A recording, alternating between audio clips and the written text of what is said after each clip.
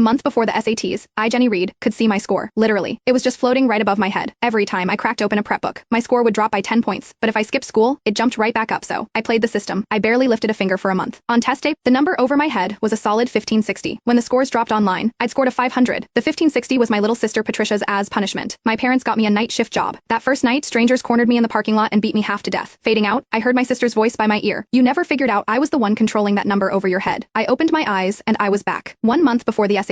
Hey, my sister said, all fake sweetness. Want to study together? I looked at the practice tests in my hands. Without a word, I pulled out my lighter and set them on fire. I am not studying. My score ticked up to 1310. I caught the sly smile she couldn't hide. She had no idea. The real performance, the one I'd been rehearsing just for her, was finally about to begin. The score above my head was a trap that would detonate if it fell too low. Studying was a death wish. My sister, Patricia, was the one controlling it. I spent the night at a bar, and on my phone's feed from the camera hidden in her room, I watched her celebrate. She is probably out partying. Thrilled her score is going up. She actually thinks she is going to score a 1530. That is my score. Watching her, I let out a cold laugh and killed the feed. She had no idea. I just cracked the code. The real game was about to start. I let the chalk clatter onto the floor of the bar's private room, the walls covered in formulas I'd been studying all night. The score floating above my head hadn't detected a thing. I called my sister. They won't let me leave the bar. I need you to Zelle me some money, now. She sent me $1,500, every last dollar of her savings. With her money, I funded a carefree month of secret prep on exam day. I finally dragged myself home, looking wrecked. The number above my head glowed 1550. My father's slap came out of nowhere. A whole month at some bar. Why even bother taking the test? He kicked me toward my room. You are not going. Dad, she has to take it. My sister panicked. After the grueling exam, my sister skipped out beaming. I aced it. Can we have a big party on score? Release day? Watching her bask in her misplaced glory, a slow smile touched my lips. Get ready, score? Release day? The hotel ballroom was packed. My grandmother had declared that whichever granddaughter got into the better university would inherit her entire stake in the family company, the majority share. My sister Patricia played the victim for the crowd. Jenny spent the whole month before the exam partying. How could she possibly have done well? My father tossed his car keys on a table. If you get into a better university than Patricia, the car is yours. I sneered. Bet the family estate. Finally goated, he announced before everyone. Whichever of my dollars gets into the better university will receive everything, together with my mother's shares. The college board website went live. My sister stepped forward like a queen. Let me check mine first. A moment later, her score flashed on the giant screen. 1550. The room erupted. My father shot me a look of pure contempt. From now on, you live off your sister's generosity. Patricia shoved a laptop toward me. Your turn. Under everyone's stares, I typed in my information. The screen refreshed. Score. 540. The ridicule was instant. Pathetic. Patricia laughed triumphant. Jenny, on your knees now. When I refused, a bodyguard forced me down. Patricia placed her heel on the side of my face, grinding my cheek into the floor. Patricia, I growled. You will not get into a single top-tier school. Oh, really? She chirped, grabbing my chin and forcing my head toward the ballroom entrance. Then you are going to love this. The admissions officer from Gravman University had just walked in. She leaned down, her whisper a venomous promise. You are going to watch them hand me my acceptance letter. With a final, gloating laugh, she released me and strode toward the officer, the picture of victorious grace. But the moment she reached him, her brilliant smile shattered. The officer spoke, his voice cutting through the silence. Patricia Reed, we need to discuss the serious anomalies in your application and test submission.